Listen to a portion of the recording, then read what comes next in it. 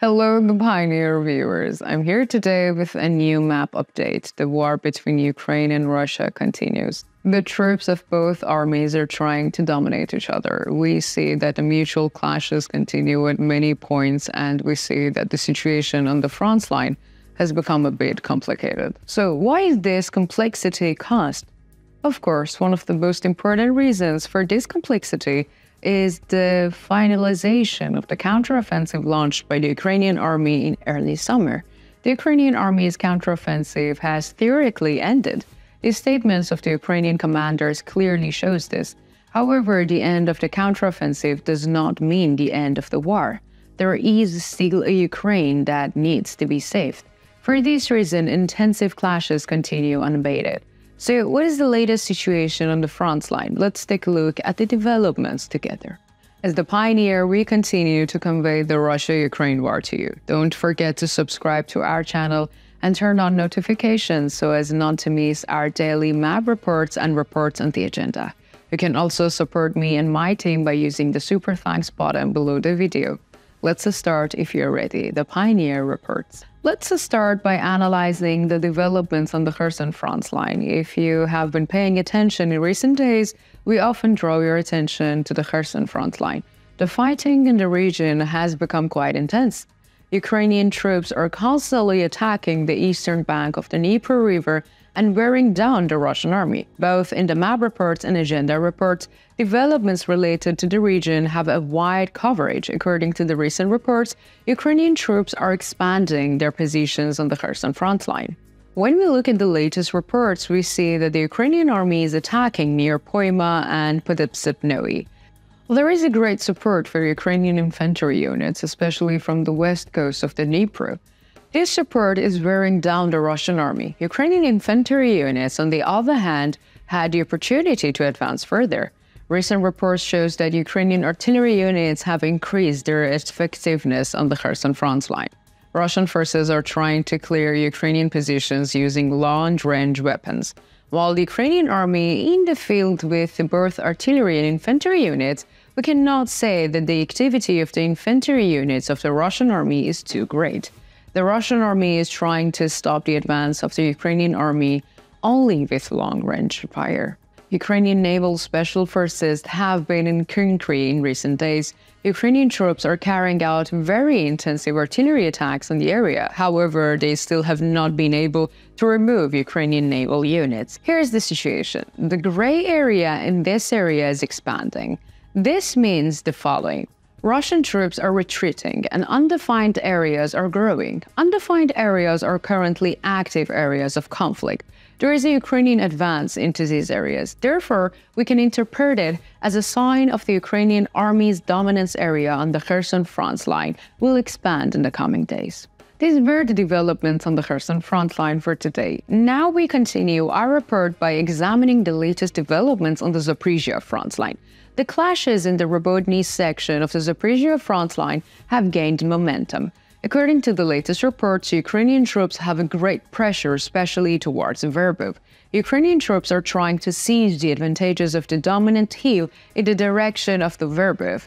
You will remember it from the Bakhmut front line, having seized the advantage of the dominant hill around Klishchivka.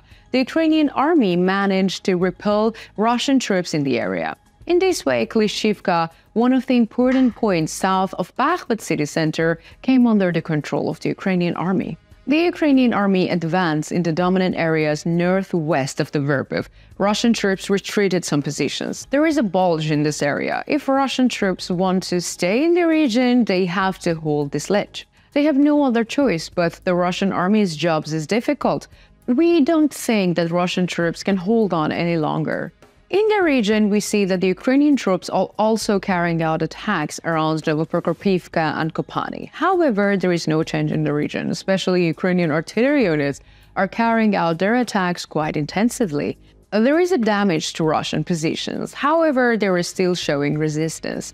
This resistance will probably disappear in coming days because the intensity of the attack is increasing day by day. It will be a surprise if they resist more.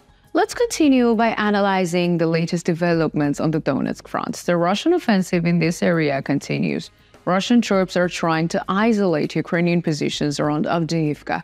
They are trying to encircle the Avdiivka area from both north and south. The Ukrainian army's response to the Russian attacks in Avdiivka continues. According to the latest reports, the Ukrainian army attacked southwest of Avdiivka.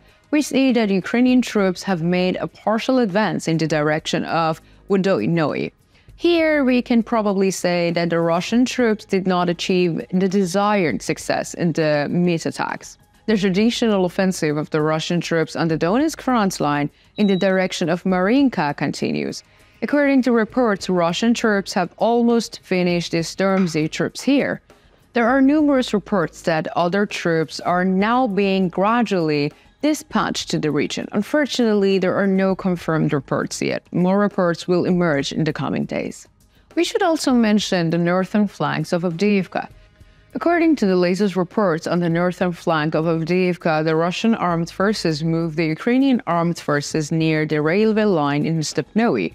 We believe that here the Ukrainian troops carried out a tactical retreat. The situation in the region will become clearer in the coming days. Let's continue with the latest developments on the Bakhmut front line. According to the recent reports, we see that Russian troops are intensively attacking on the Bakhmut front line. Russian troops may be playing their last trump card here.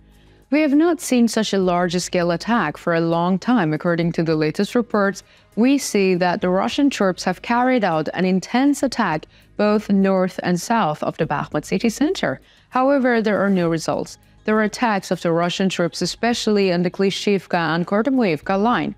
In these areas, the Ukrainian army already has an advantage in both defense and offense. Therefore, the Russian army cannot be expected to get a positive result in the attacks. In the direction of Berkhivka, there is a partial advance of the Russian army. Here, we need to warn the Ukrainian army. Ukrainian defense forces have serious problems in the region. The defense line in the region needs to be further supported. Otherwise, Russian troops will continue their advance. I think that Ukrainian strategic artillery units will play an important role in the region. What do you think? Do you think the Ukrainian army will be able to advance on the Kherson front line? What do you think about the defense potential of the Russian troops in the region? Do you think the Ukrainian army will be able to advance on the Zaporizhia front line? Do you think Ukrainian troops need support on the Bakhmut front line? Let me know in the comments. I read and care about all your comments.